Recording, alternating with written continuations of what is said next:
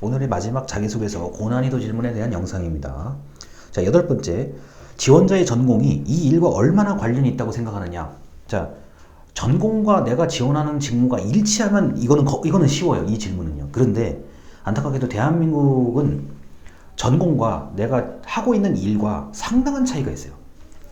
그러니까 불일치가 이 전공과 직업의 불일치 현상이 이건 당연한 거예요. 저는 당연하다고 생각하는 사람입니다. 어떤 분들은 당연하면 안 좋은 거 아니냐, 그러니까 불일치할수록 안 좋은 거 아니냐 그러는데 저는 그렇게 생각하진 않아요.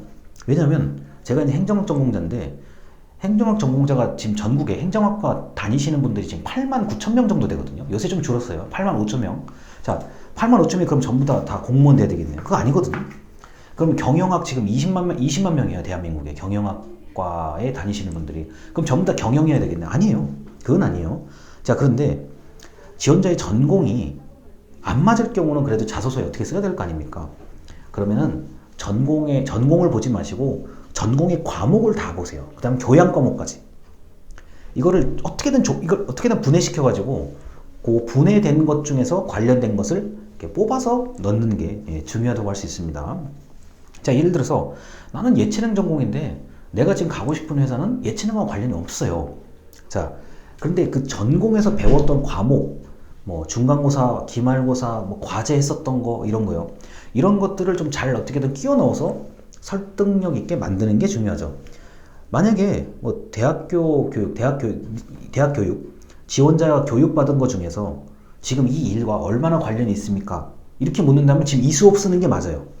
이 수업은 취업을 이해하는, 좀 이상하면 취업을 이해하는 거잖아요.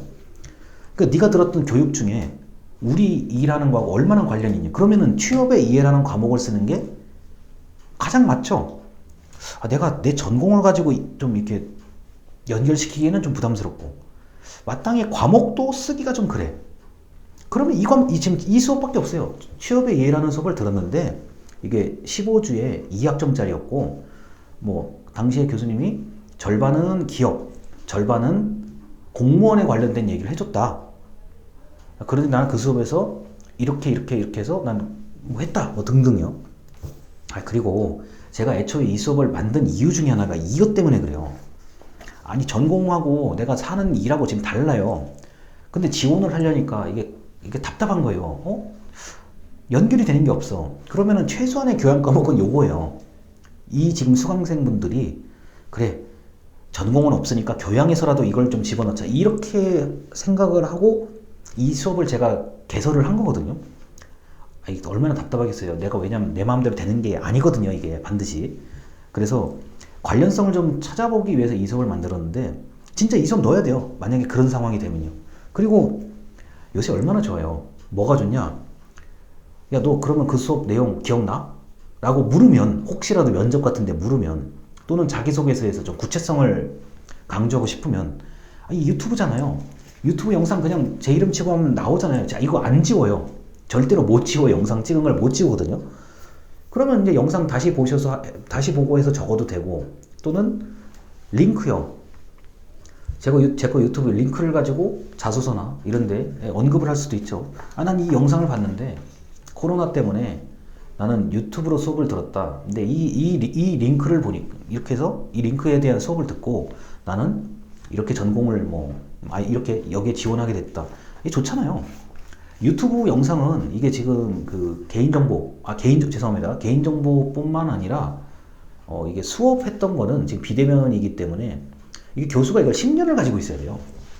여러분 말이 10년이죠. 10년이면은 여러분 그 세대가 변해요.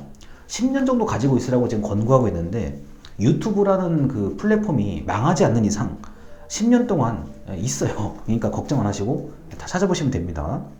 자, 그리고 9번째. 너는 우리 조직에 뭐를 기여할 수 있느냐? 너는 우리 조직에 뭐를 도와줄 수 있느냐? 다시 말해서 취업되면 내가 널 뽑아주면 너는 우리 회사에 뭐 할래? 뭘 해줄 수 있니? 자, 이것도 마찬가지요. 우리가 직전 영상에 입사 후 포부 있죠. 내가 과거에 이런 경험이 있으니까 입사를 하면 내가 이런 식으로 회사에 나는 도움을 줄 수 있다. 내가 과거에 이런 자격이 있기 때문에 입사했을 때 이런 도움을 줄 수 있다. 그렇게 과거의 경력, 자격을 활용하시면 되고요. 자, 스트레스 관리 방법인데 이건 너무 다양하죠. 나는 뭐 예를 들어서 운동을 한다. 근데 그렇게 쓰지 마시고 정확하게 무슨 운동? 예를 들어서 뭐 축구다 그러면은 내가 뭐 일요일 날 몇 시부터 몇 시까지 어디 운동장에서 뭐 어디 조기 축구를 한다. 뭐 이런 식으로 쓰든가. 아니면은 이제 요가나 필라테스 하시는 분들도 계시죠. 자, 요가나 필라테스 하는 걸 좀 정확하게 적어주셔야 돼요. 내가 일주일에 몇 번이다. 뭐 한 번 했을 때 몇 시간이다. 만약에 웨이트 트레이닝을 하시는 분이라면 내가 주로 거기서도 무슨 기구를 가지고 한다. 아니면 내가 게임을 한다. 그럼 게임 명칭을 적어주세요, 아예. 그 있는 사람 만약에 같은 게임 한다 그러면 이게 또 좋아하거든요. 아니, 게임 가지고 스트레스 푸는 사람들 우리나라에 제가 생각할 때 1000만 명 정도 돼요. 알게 모르게 1000만 명. 자, 그럼 난 잔다. 자, 그럼 잔다는 거는, 자, 그럼 난 뭐 하루에 뭐 몇 시간 수면을 통해서 이런 식으로 좀 이제 해소를 할 수가 있고, 뭐 예를 들어서 뭐 스트레스 푸는 방법이 다양하니까요. 나는 뭐 집 근처에 있는 어디 커피숍에 간다. 뭐 걷는다.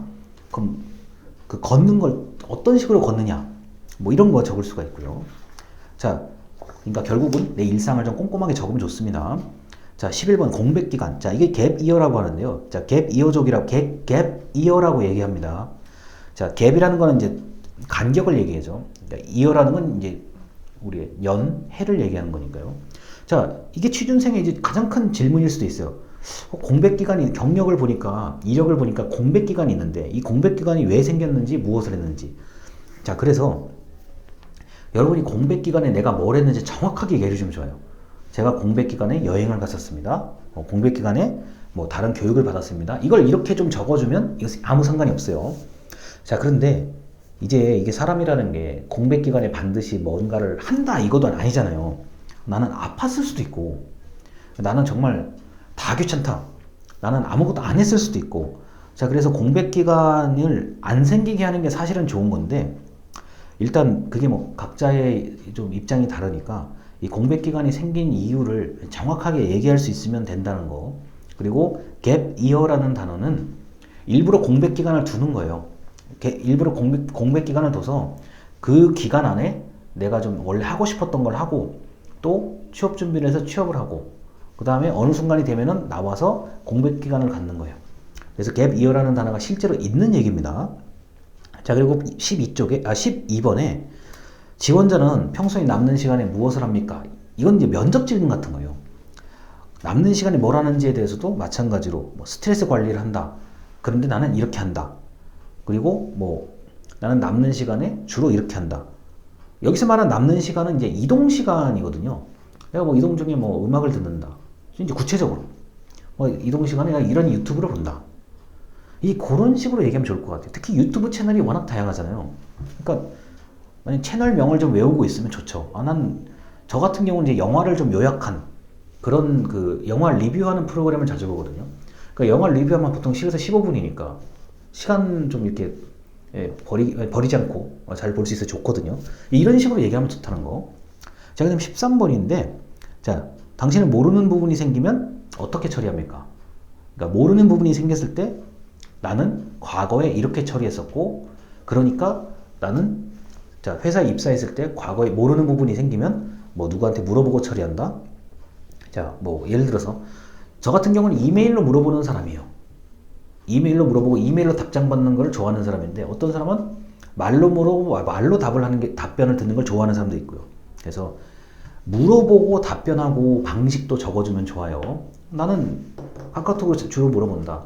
근데 어떤 사람은 다른 걸도 물어봐요. 그래서 이 물어보는 방식에 대해서도 한 번쯤 얘기해보면 좋습니다. 자, 그리고 이제 마지막으로 하고 싶은 말 아무거나 적으십시오 하는 경우가 간혹 있거든요. 그럴 때는 내가 원래 하고 싶었던 뭐 강점, 내가 꼭 여기에 입사하고 싶다는 지원 동기를 좀 잘 요약해서 적었으면 좋겠습니다. 자, 이렇게 고난이도 질문은 뜬금없는 얘기가 나올 수도 있고, 그 다음에 굉장히 근원적인 질문, 뭐 너 왜 사냐 하는 것처럼 네가 이 일을 왜 하고 싶냐 이런 거를 물어볼 수가 있죠. 자, 그래서 보통은 이제 먹고 살려고 일하는 게 당연한 거잖아요. 먹고 살려고 일을 하는 게 당연한 건데, 그런 얘기 빼고요. 그런 얘기 빼고, 그래도 먹고 살려고 일을 하는데 왜 저 일이 아니라 이 일이냐, 또는 왜 쟤네 기업이 아니라 얘네 기업이냐, 만약에 기업을 비교한다고 하면 뭐 굳이 그러실 필요는 없겠지만 뭐 내가 언론 보도를 보니까 또는 어떤 광고를 보니까 이게 이 회사에 대한 이미지가 좋아졌다. 뭐 또는 건설회사나 뭐 이런 회사 같은 경우는 아파트 건설하는 경우가 많잖아요. 난 내 주변에 아파트 맨날 상표가 저거했다. 그러니까 이미지가 좋아졌다. 이게 굉장히 중요한 얘기거든요. 자, 그래서 그 여러 가지로 여러분들이 좀 활용할 수 있는 폭이 있다는 거, 이거를 알아두시면 좋겠습니다. 그런데 결과적으로는 이걸 잘 쓰려고 하면 사전에 좀 시간 날 때 준비하면 좋고, 그 다음에 이것저것 경험이나 뭐 한 게 많아야 그래도 그 중에서 골라 쓸 수 있는 여지가 생깁니다. 아니면 나는 다 필요 없고 오로지 한 우물 파겠다 그러면 진짜 그 우물 파시는 게 맞아요. 그래야 내가 한 번쯤 좀 써서 이게 합격이 될 확률이 높아지는 겁니다. 그리고 지금 우리 이번에 수강생들 분들은 자기소개서를 거의 안 써보신 분들이에요. 자, 그래서 오히려 저는 좋습니다. 왜냐면 처음에 좀 내가 잘 못 쓰고 틀린 걸 확실히 알면은 다음에 그런 실수를 많이 안 해요. 근데 웬만큼 잘 쓰는 사람을 제가 가르쳐 드리기 더 어려워요. 이미 본인만의 공식들이 생겨요. 그래서 제가 말하는 게 이게 의미가 별로 없을 수도 있거든요. 근데 지금 여러분들은 잘 모른다는 지금 제가 가정하에 자기소개서를 이제 첨삭을 받으려고 합니다. 자, 그래서 자기소개서 첨삭 같은 경우는 제가 따로 공지사항이 중간고사 완전히 끝나고 공지사항으로 말씀드리겠습니다. 일단 여기까지 이번 주차 수업을 마치겠습니다. 감사합니다.